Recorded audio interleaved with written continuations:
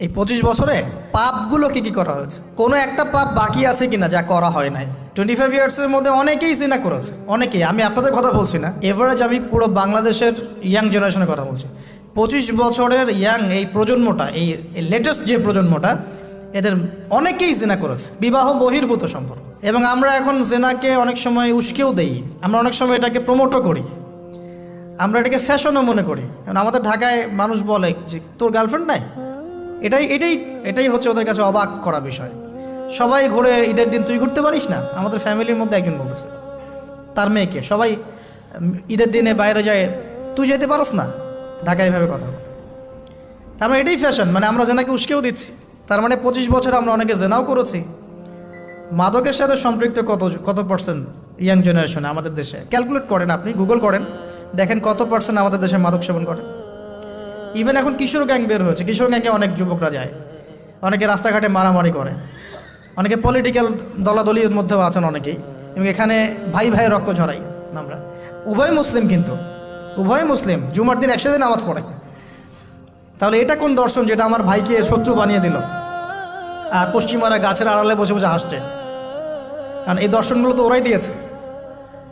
তো 25 বছরের পাপগুলো একটু ক্যালকুলেট করি। প্রিয় দিনী বোন, একটু হিসাব করবেন যে 25 বছর আপনি কতদিন পর্দা করেছেন, কত 25,000 মানুষ আপনার চেহারা দেখেছে কিনা?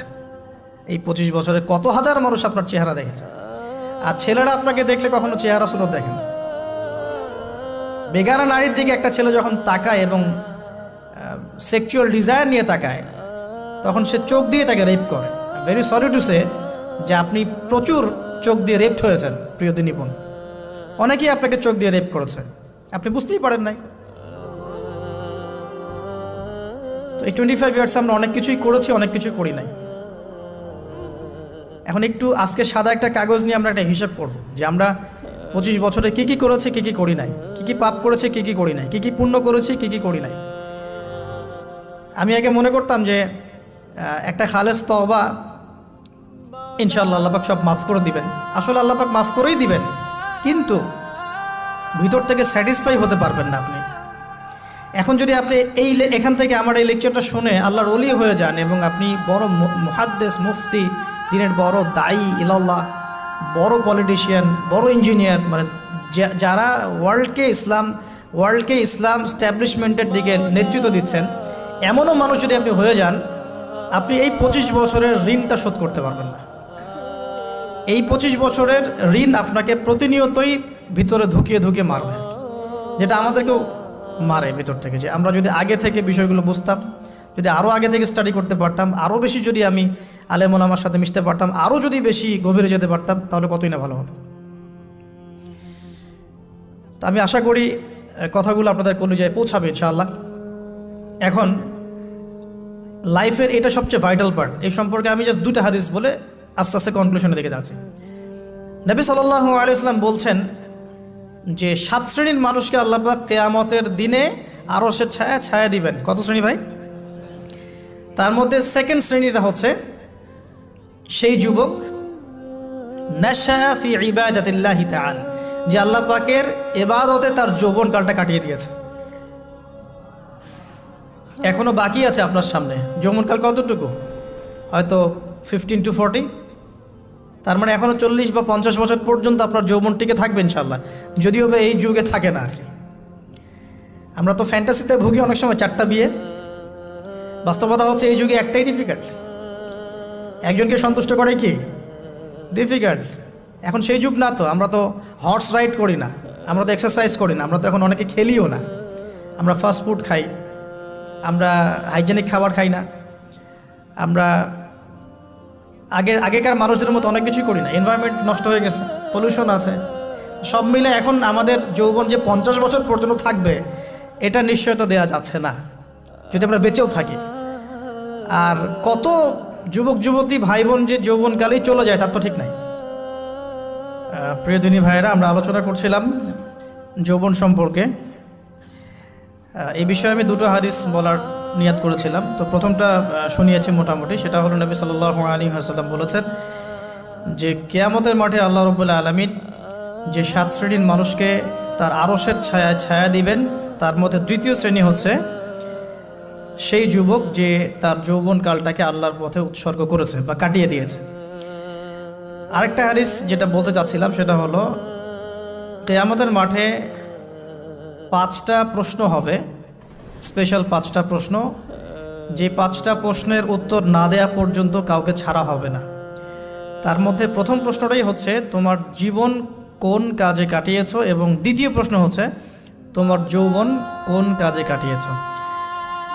সো আমি বলছিলাম আপনাদেরকে যে যৌবনকালটাকে যদি আমরা আল্লাহর পথে কাটাতে পারি, ইনশাআল্লাহ তাআলা আমাদের এই যে উদ্দেশ্যটা, যে নিজেরা দিন পালন করব, নিজের পরিবারের মধ্যে প্রতিষ্ঠা করব, আমাদের সমাজে দিন ইসলামের দাওয়াতি কাজ করব, যেখানেই থাকি সৎ থাকব, একদিন ইনশাআল্লাহ দিন আবার বিজয়ী হবে, এই যে স্বপ্নগুলো, এগুলো বাস্তবায়িত হবে ইনশাআল্লাহ তখনই যখন আমরা নিজেরা পরিবর্তিত হয়ে সমাজের জন্য ভালো কিছু বয়ে নিয়ে আসবো ইনশাআল্লাহ। তো আমি জাস্ট কয়েকটা পয়েন্ট আপনাদের সাথে একটু শেয়ার করে শেষ করে দেব, যে এখন থেকে কিভাবে আপনারা বা আমরা আমাদের যৌবনটাকে আল্লাহর পথে কাটাতে পারি। প্রথম যে পয়েন্টটা আমি লিখে নিয়ে এসেছি সেটা হলো, আমি একটু বলেওছিলাম যে আমাদের নিজস্ব খসড়া একটা আমলনামা তৈরি করতে হবে আর কি।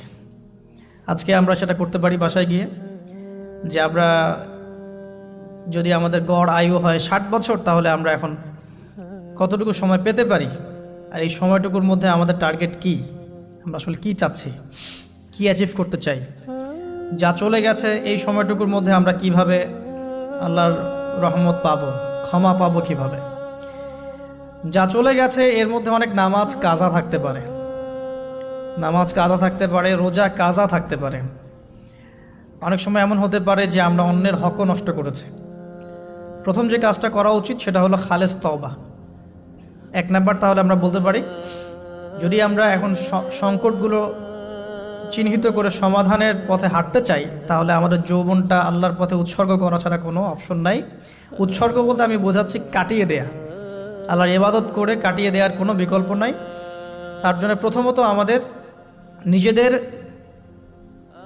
জীবনের কৃতকর্মগুলোর হিসাব নিকাশ মেলাতে হবে, 1 নাম্বার। আর 2 নাম্বার হচ্ছে বিশুদ্ধ তওবা করে আল্লাহর পথে ফিরে আসতে হবে।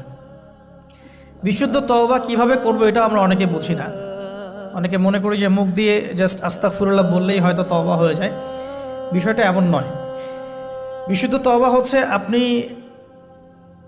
আল্লাহর দিকে পরিপূর্ণ অভিমুখী হবেন, রুজু করবেন, এর নাম হলো বিশুদ্ধ তওবা।